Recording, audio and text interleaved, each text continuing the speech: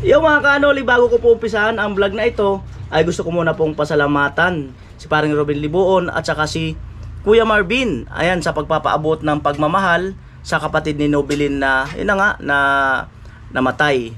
At syempre, ayan, si Nobilin, dyan sa yung trabaho, bilang isang OFW, ingat ka dyan. At kanina, si Kuya Gatcho Official ay nag-live. At salamat doon sa mga nagpaabot din ng pagmamahal, no. At ayun kanina, si Kuyang Emet, si paring Robin Libuon at yung ibang mga nagpalipad. Ayan, salamat po muli sa inyong lahat. Grabe, napakasaya, alos mayak-yak si Bayaw Gatcho. Okay lang yan, Bayaw Gatcho, laban lang at nakakausad-usad ka rin. At yun nga, hindi lang kasi natin pwedeng madaliin ang mga pagkakataon kasi meron yan kanya-kanyang rason na bakit nangyayari, bakit ganun. Ang mahalaga ay anytime malapit ka dyan sa pamilya mo.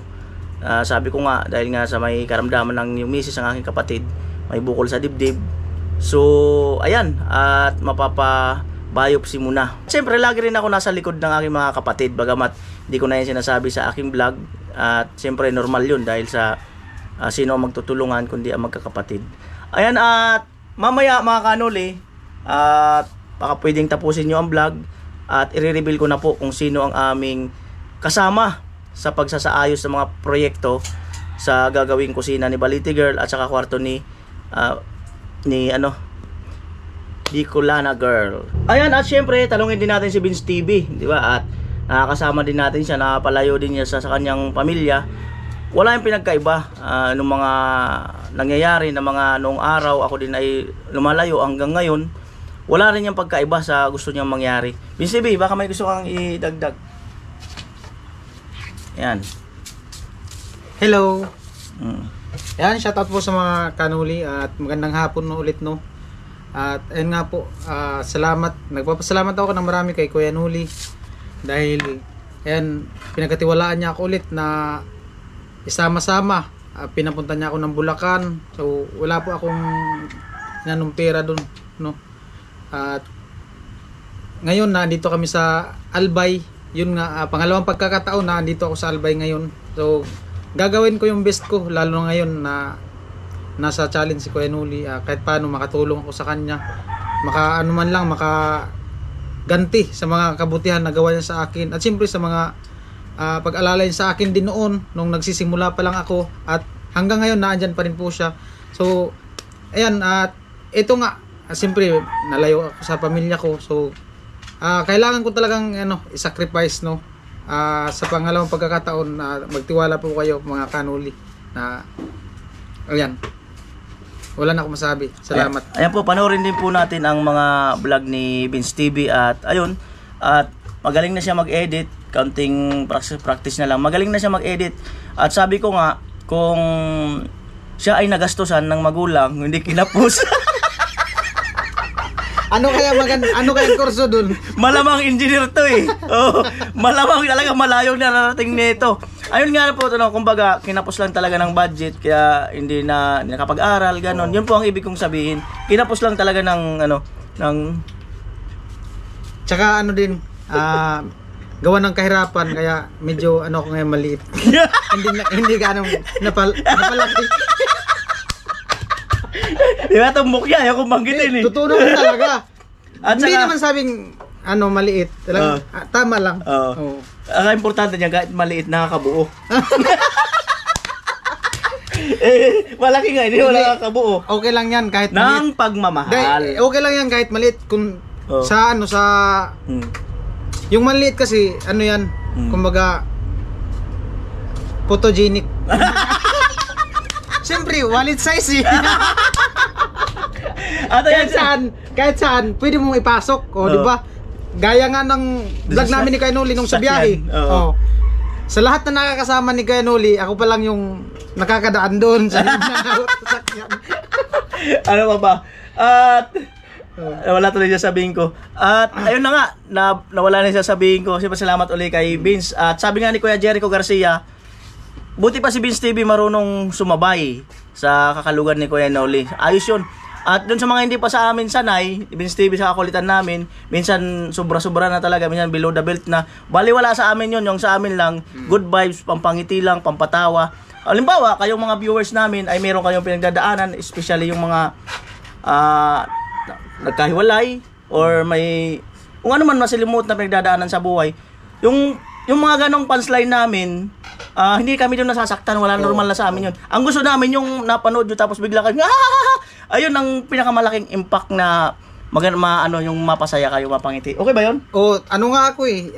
Kumbaga, tuwang-tuwa ako kasi sa edad ni Kuya Noli at edad ko, parang magkalibi lang kami. Bakit ang edad? Hindi, wala. Parang magkalibi lang kami.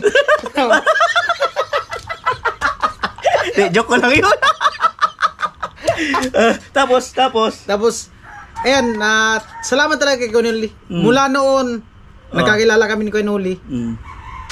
Ilang araw lang. Bumigay ka na. Ilang araw lang. Yung kulitan namin. Ganito na. Ayan. Ganito na. Alam yan ng mga nakasama ko sa Burias. Ang inaantay ko po ngayon, kung kailan siya matutulala. Yung isang araw, puro na lang gano'n. Hindi mangyayari hanggat may ini-edit ako. Gabi tulog, nagsasalita. Pambira. Pangalawang beses na. Hindi ko na lang binibidyoan eh. Pangalawa na ba? Pangalawa. Ang una, doon sa bahay, sa Bulacan. Tapos dito. Pagkano yung medyo, alam mo na, mag-trip-trip ako, videoan ko yung ano sinasabi niya. At siyempre shoutout kay Mika at saka kay Maika saka sa asawa niya. Salamat sa pagpayag kay Baby Beans. Kay Baby Beans na pagsalamat sa pagpayag na ito magkasama kami uli. Huwag kayong mag-alala at dito hindi to bibigay. Pambirang bagyan. Intro pa lang yan. Intro pa lang yan, may naihiin sa tawa. Pero minsan parang nahalata ako eh. Wala na, pinagpapawisan na. Umihingi ng tama na. Hindi, ang gusto ko talagang sabihin, ang iba-vlog ko po ngayon, ito, diretsuhin ko na. Salamat sa aming mga napatawa. Ang gusto ko pong i-vlog ngayon, di ba mayroon kaming challenge, at bukod nung December, andito kami ng family ko, ng buong family ko, at nahihirapan kami sa signal. At kailangan mo pa namin pumunta ng bayan, ganun din kami ni Kuya Gatcho dito. Minsan nagpapaload kami ng, ako noon, nung kami ni Bayaw, 400 a day, minsan 300 a day ang papaload ko. So, minsan kami sa PisoNet, mahina din. So, nag-isip ako, kinausap ko si Mrs. kasi nasa challenge ako. Sabi ko, dito ko tatapusin sa challenge hanggang katapusan.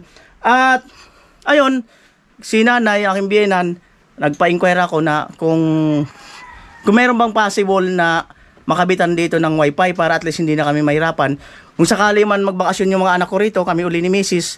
So hindi sila maboboring kasi especially ang mga kabataan ngayon more on social media na talaga. Yan. So finally, siguro mga 1 week na to na gumagana. Shout out sa PLDT. Ayan. So ito meron na kami nagagamit. Ang kalaban na lang namin dito, brand out. Yan. Yan po. Meron na kami PLDT. Yan. Siyempre mabilis na rin lang si Mrs. anytime matawagan niya yung kanyang mama, video call. Iba pa rin kasi yung video call sa yung tawag lang sa telepono na hindi niyo nakikita isa't isa. So, ang pinaka the best talaga video call kasi para na rin kayo magkasama. Ayan. Ayan po. So, ikutin ko po kung gaano kalayo ang tinahak na wire nito kung saan siya tumawid. So, let's go. Hindi pa ba malulubat?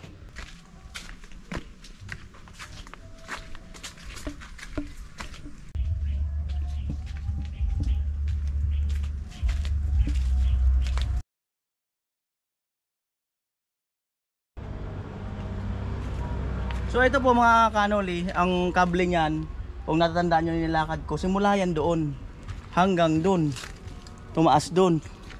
Yan.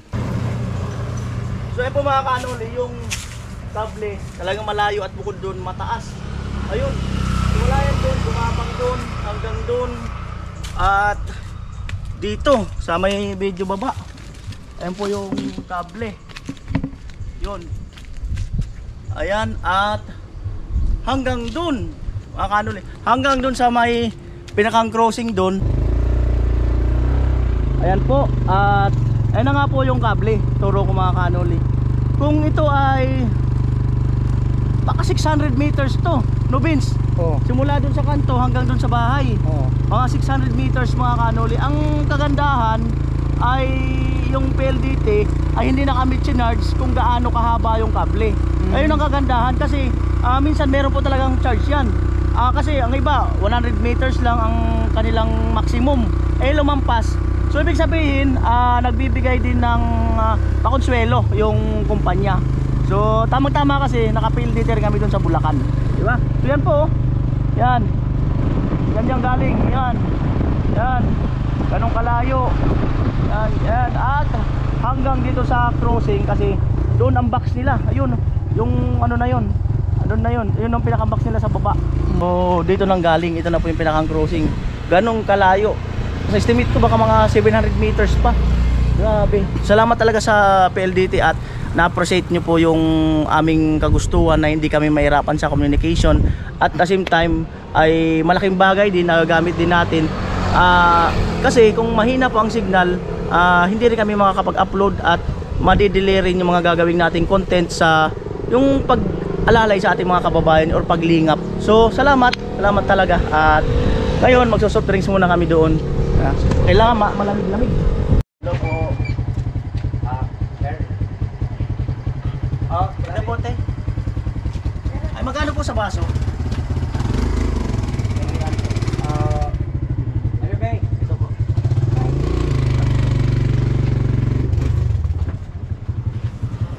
Diyan nakalagay. Wala na kasing baso. Tatlo po na tagdadalawa. At abangan niyo po at i-reveal ko na po yung kung sino yung aming kasama.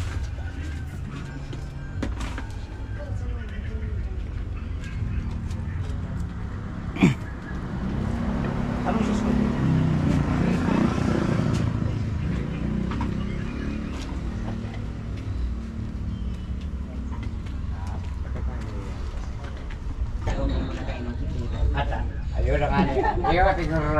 Beans. Thank you. Ata, si Seven mapikon ka yan. O, biruan lang yan. Kung makanusan na mo, dahil napidayong sa iba. Oh, ano pa man. Magayon magaya siya, kaya hindi din mag- May soft drinks. Yeah. Hindi makukompleto kung walang 2.5. Teka, nakakabiling yelo. Saan ba nakakabiling yelo?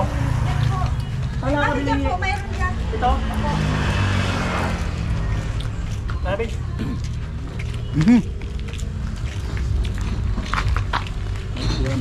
Bili ko tayo ng yelo. Gulano sa kuya? Kete.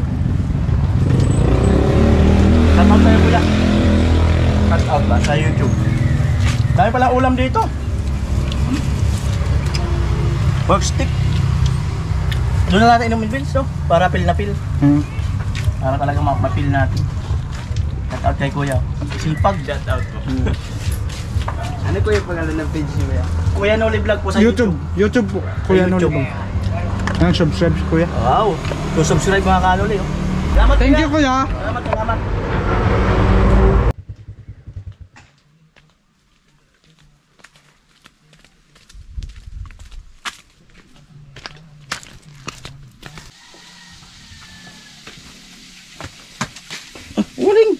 Waring pala. Beans tayo. Grabe napakainit. Beans! Tara. Sige.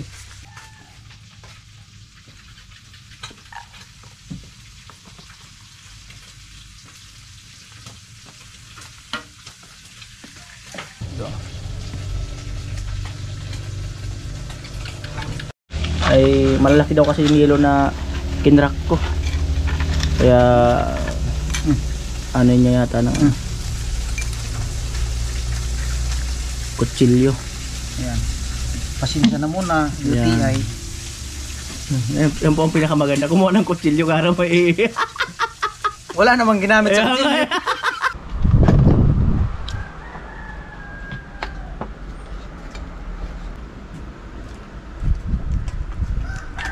Ayan po mga kanol yung aming kasama. Nanghalian na rin po. Sino nga ba talaga mga kanoli? Abangan.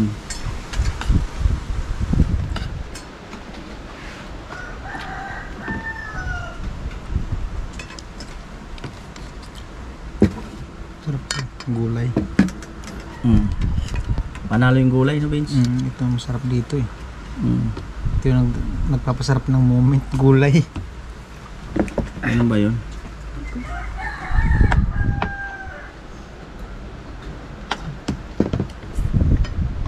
Sarap po talaga magluto ng adobo kahit kailan. Hindi pa nakupas.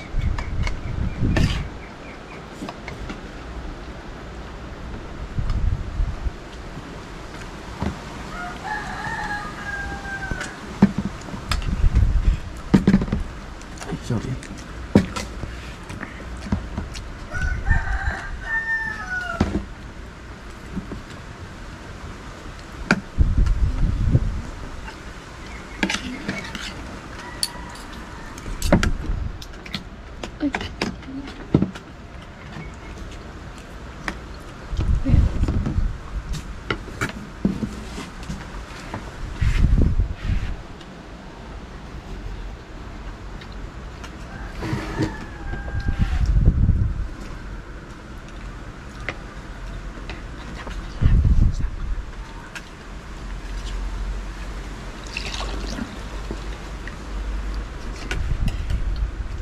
Ano sa cellphone?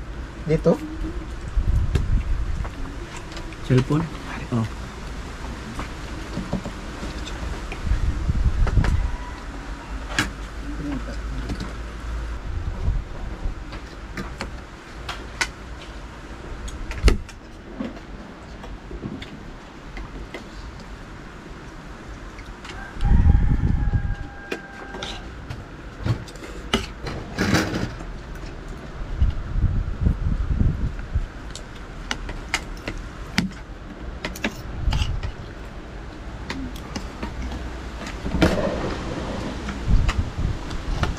Kain. Sarap. Sarap ng luto. Alam mo naman, Vince, pag ako magluto eh. Saka mag-feel mo yung sarap ng ulam kasi ano siya. Presko yung hangin. Ang layo naman yata. Oo. Kasabayan sa ano eh. Saan? Pagkain, hindi ka man naiinitan habang kumakain. Parang nasa palayan. Kasi kung kahit gaano kasarap yung ulan, kung ang pwesto mo sobrang init, may init ka talaga. Hindi ka gaganahan na kumain. Ba? Ganun pala yun. The best yan. Against the light. Hindi, okay lang. Dahil gano'n ang sinabi mo, kanin pa. Ay, thank you. Buhos mo na. Ha? Ulam pa. Last supper na to ah. Adobo. Yeah. Kasi kasuhin ko si Vince mga kanuli kasi baka hindi ako pag-edit eh. Bawal gutumin yan kasi maano yung kamay niya eh. Mapapasma. Pasma na nga ang kamay. Inom kang tubig oh. Umaya na. Umaya mo na. Oh, yan na. Bulunan ka. Diyan lang. Alright. Kung gulay yung sarap ng gulay. Gulay. Kung kanin ba kailangan mo? Kailangan mo pa ng kanin. Loaded na. Meron ba? Hindi makabiyahe yan. Loaded. Kaya wala ka ng kanin eh. Loaded.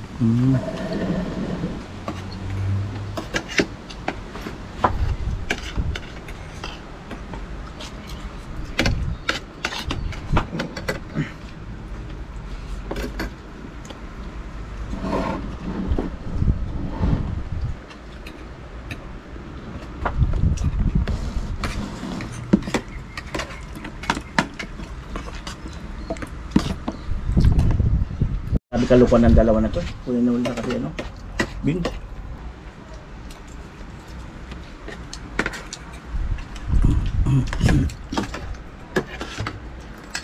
Sarap ng ano, kaka-adobo. Manalo.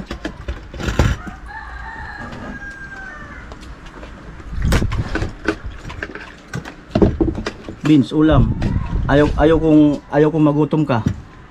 Saan? Ha? Kanin. Beans. Tama na.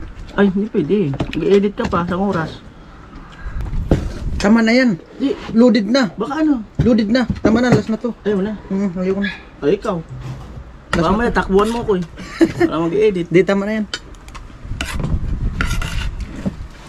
Solid na eh.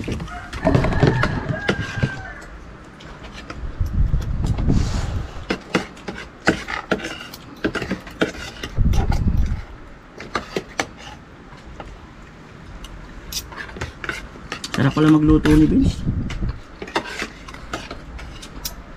Panaginip.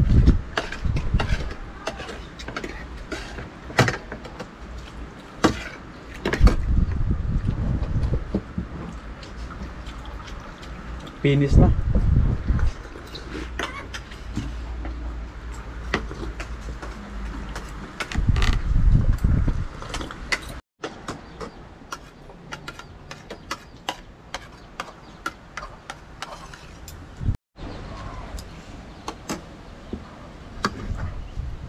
Ayun po mga kanoli, ang oras ay ito 3:02 na ng hapon. At ay mga kanoli, di ba sabi ko sa intro ay ipapakilala ko sana yung kasama namin na pangatlo na gagawa ng magiging katuwang namin ng paggawa ng kwarto ni Bicolana at saka ni Baliti Girl. Ang problema, ito mga kanoli, kahapon pa yon, nagkalibang na yun doon sa may ano ba sa Kagubat, Ligaw. sa Ligaw, sa may Katunggan. Yan, nagkalibang na siya doon Lasang? sa may lansang, nagkalibang ngayon. Ano pa sa CR, hindi pa nakakalabas. Nasobrahan nga sa cook. Nasobrahan yata sa cook. So yung mga kanoli, abang-abang at pasensya na kayo at i-rebuild din natin yung mga kanoli. Siyempre, para mayroon kayong abangan.